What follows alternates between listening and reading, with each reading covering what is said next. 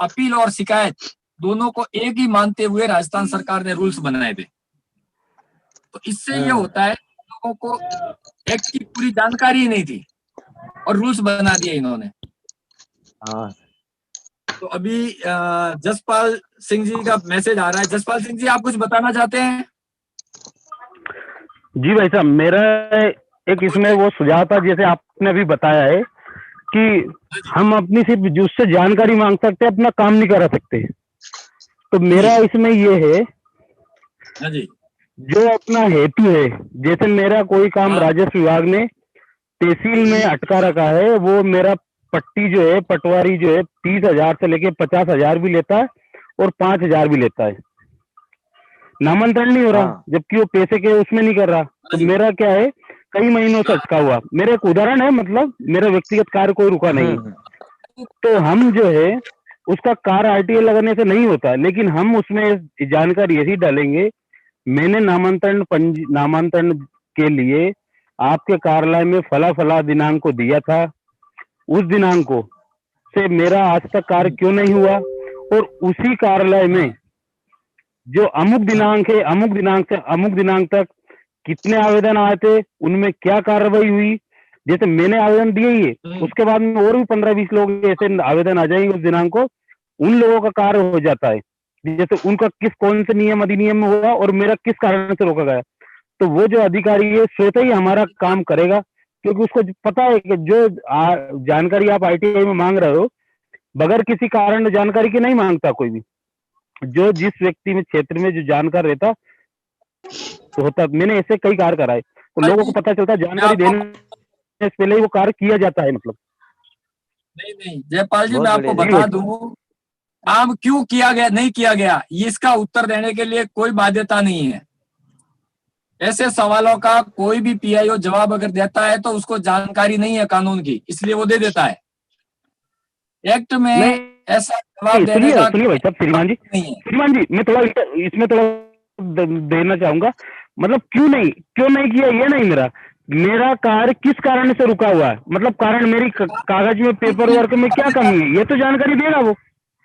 नहीं देगा वो, इस एक्ट में कहीं नहीं है। इस एक्ट में आपको सिर्फ डॉक्यूमेंट्स मिलेगा या डॉक्यूमेंट्स में लिखी हुई बात मिलेगी। कारण तो बता सकते हैं ना भाई साहब, क्यों रोका हुआ है काम, कौन सा कागज नहीं बताएगा, एक्ट में कहीं प्रावधान नहीं है कारण बताने का। अच्छा, कारण भी नहीं बता पाएगा। सिर्फ सूचना क्यों नहीं दी है उसका कारण वो भी उस एक्ट में लिखा हुआ है, वो बताएगा।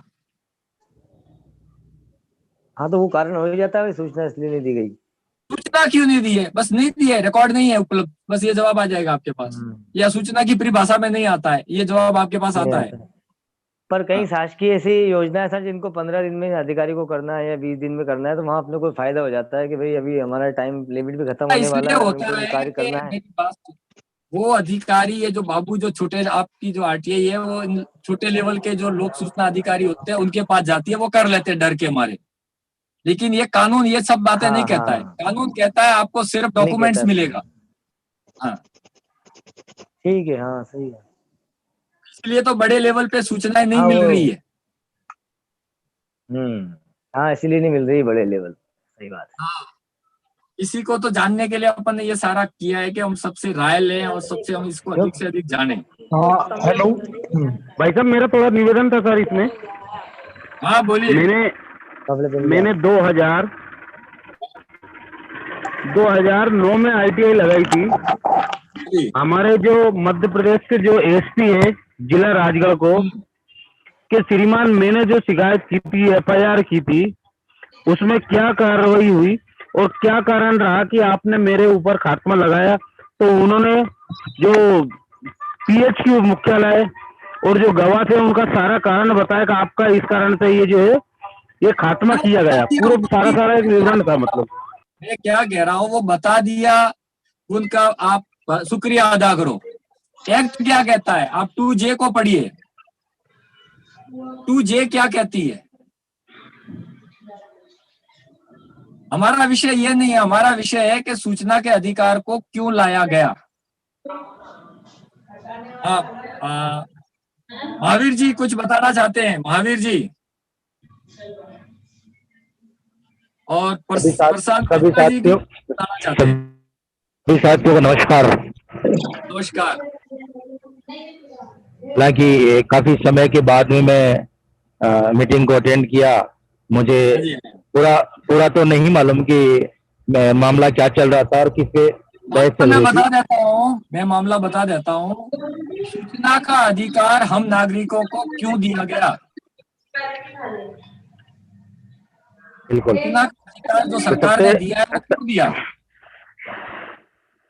सबसे पहले तो अपन रमेश जी, जहाँ तक मेरा अनुमान और अनुभव है, वो ये कहता है कि सूचना का अधिकार जो आम जनता को जो दिया गया था, वो जनता के जो वर्गीकरण के जो वर्क है, कार्य हैं, उन कार्यों में कहीं कोई कमी रहती है, किस काम को अपन कर नहीं पा रहे हैं, तो उन कामों को सुदृढ़ता और सुनिश्चितता के तौर पे करवाया जा सके और कर सके, इसके लिए था। लेकिन इसकी जानकारी आम जनता तक नहीं होने के कारण ये सूचना का अधिकार अभी एक तरह का निधल और निकम्मा जैसा हो गया है।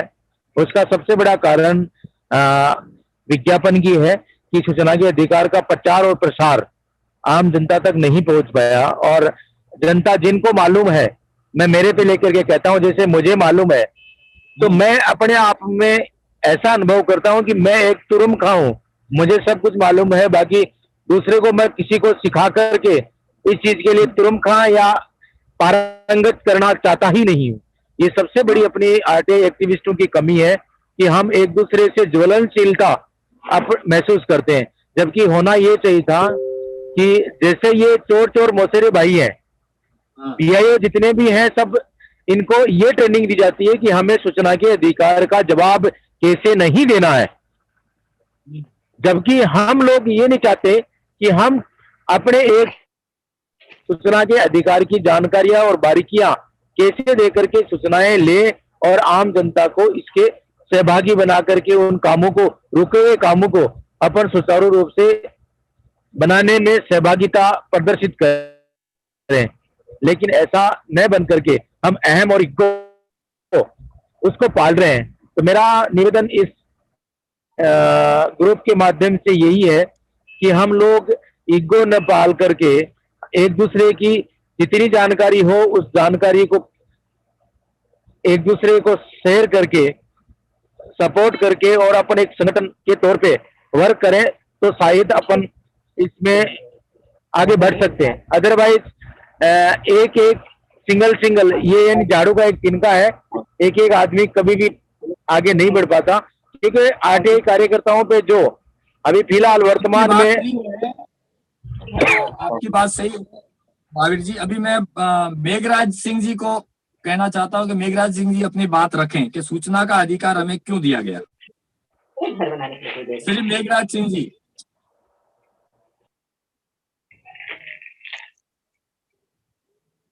मेघराज सिंह जी, मेरी आवाज आ रही है? आ रही है। हाँ जी, बोलिए सर। जी, सब सादर प्रणाम, नमस्कार सर।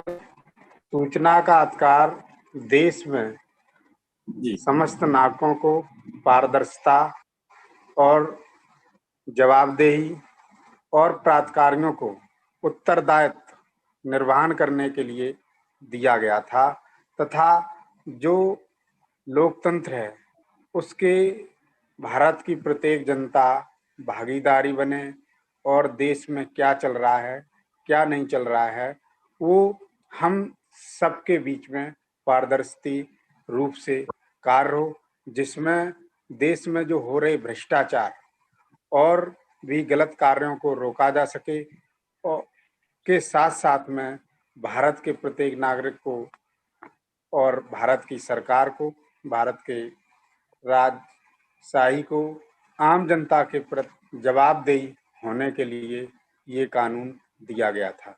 परंतु विडंबना ये है, पेपरों में तो हो गया लेकिन अभी खामियां बहुत हैं सर, यही मेरा कहना था।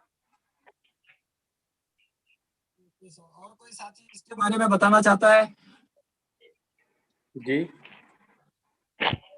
और कोई साथी इसके बारे में कुछ बात बताना चाहता है? आरटीआई एक्ट हमें क्यों दिया गया?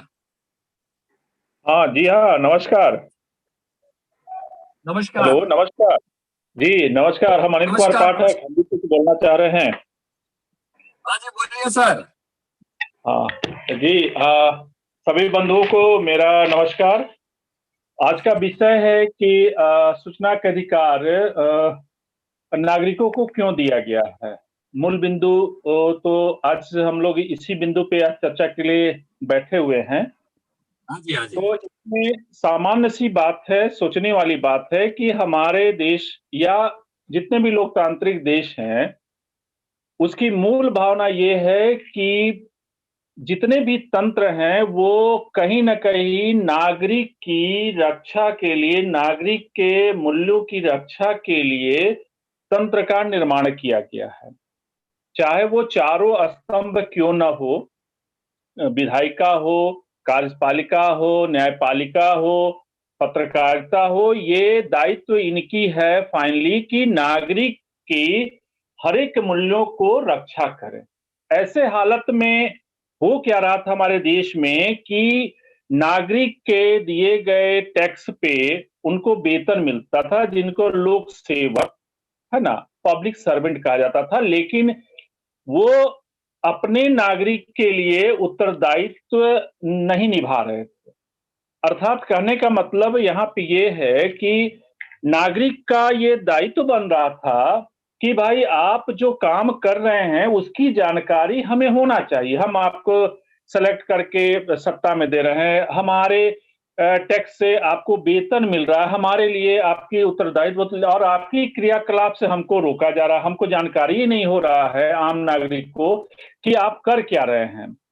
तो इस खाई को पाटने के लिए, इस विडंबना को खत्म करने के लिए, इस सोच को खत्म करने के लिए बहुत ही संघर्ष के बाद ये सूचना का अधिकार आया आम नागरिक के पास, चूंकि फाइनली लोकतंत्र में मालिक नागरिक है, यानी हम लोग उसके हैं। तो निश्चित तौर से उस नागरिक को इतना अधिकार तो होना ही चाहिए कि भाई हमारे आसपास जो गतिविधियां हो रही है, चाहे वो क्षेत्रीय स्तर की हो या अंतर्राष्ट्रीय स्तर की हो, उसकी जानकारियां हमें मिलनी चाहिए। खास करके वो जानकारी तो हमें अवश्य मिलनी चाहिए जिससे कि राष्ट्र के हित का माने हानि ना हो। यानी कि वो सूचनाएं सभी हमें मिल जानी चाहिए जिससे कि राष्ट्र की हानि न हो। तो ऐसी स्थिति में इसे काफी संघर्ष के बाद हम लोग को अधिकार मिला और इसका काफी फायदा भी मिल रहा है। और इस बीच में रही बात कि हमें पूरा कोऑपरेशन नहीं मिल रहा है कि सूचना के अधिकार से हम पूछते हैं तो पहले तो समय पे हमें सूचना दी नहीं जाती है, अगर दी भी गई तो आधी अधूरी दी गई या भ्रामक दी गई, या इन तरह की बहुत तरह का विसंगतियां सामने देखने को मिल रहा है। फिर भी यहाँ पे दो बातें छन के आती, जो मेरा अपना ओपिनियन है कि अगर वो हमें गलत सूचना दे रही है तो वो भी हमारे लिए पॉजिटिव है, क्योंकि हमें पता है कि सच क्या है। फर्स्ट, उसके लिए न्यायपालिका खुली हुई है, वो सूचना जहां पे देखे, जहां पे वो ब्लॉक लगा दिया, ठीक है, वहां से हम आगे गंभीर मुद्दा है तो हम न्यायपालिका में जाएंगे और उसको हम उसकी फिर हम सामने ले आएंगे कि भाई देखिए सच बात ये है, मांगे ये थे, दिए ये हैं, और ये यहाँ पे भ्रामक है, झूठा है, बाकी वहां पे समझ लेंगे। पहला तो कहने का मतलब कि ये अधिकार से हमें वो झूठा दे या सच्चा दे या भ्रामक दे, मतलब ये नहीं रहता, उन्हें देना है। फर्स्ट, एक तो यहाँ पे हमें फायदा, इस रूप से हम फायदा उठा रहे हैं या उठाएंगे। अब रही बात कि आयोग हमारा कोऑपरेट नहीं करता है। अभी दो बातें तंत्र में चल रही है कि अरे छोड़ो ना, 3 महीना तो हम ऐसे ही टाल देंगे।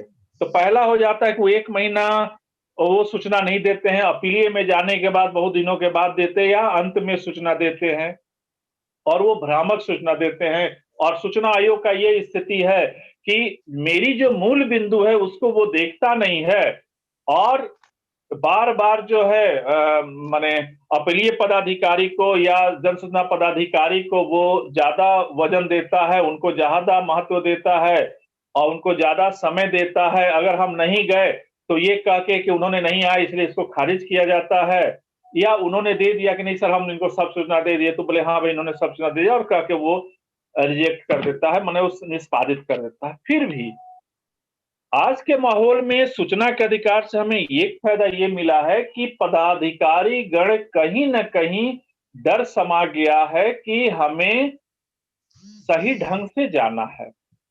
अभी क्या होता है कि इस सूचना के अधिकार में एक पक्ष को और हम रख देते हैं। ये सूचना के अधिकार आने के बाद से हमारे ही कार्यकर्ता के जान पर आफत आ गया है। उसका 2 कारण है। जैसे नरेगा जैसा शब्द, नरेगा जैसी योजनाएं हैं, क्षमा चाहेंगे उस पे हम थोड़ा कटाक्ष करेंगे।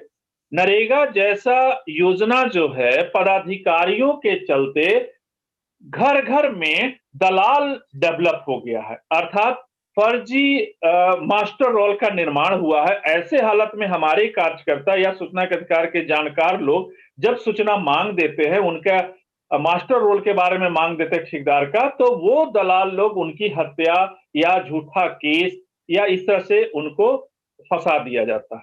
या अगर आप किसी थाना से पूछ देते हैं कि भाई आप पेट्रोलिंग कितना कर रहे हैं, आपने पेट्रोल का कितना, ये डीजल का कितना खर्च किया, तो वो फिर उनके पीछे पड़ के वो झूठी या अन्य किसी डायरी के बारे में अगर आप लिख देते हैं, तो आपको क्या होता है कि एक झूठी केस में फंसा दिया जाता है और आप अकेला उस समय जो प्रोसेस है, बिल लीजिए, फलना कीजिए, चिलना कीजिए, और आपके पास, आपको ये भी जान के आश्चर्य होगा कि जो हम आरटीआई में जब हम लोग प्रवेश किए तो मैं ये देखा कि हमारे यहाँ जो जुडिशियल में जितने भी वकील हैं, खासकर जिला न्यायालय में, वो 90% अशिक्षित हैं। केवल वो काला कोट पहन के खड़ा है, उनके पास चोरी से डिग्री लेके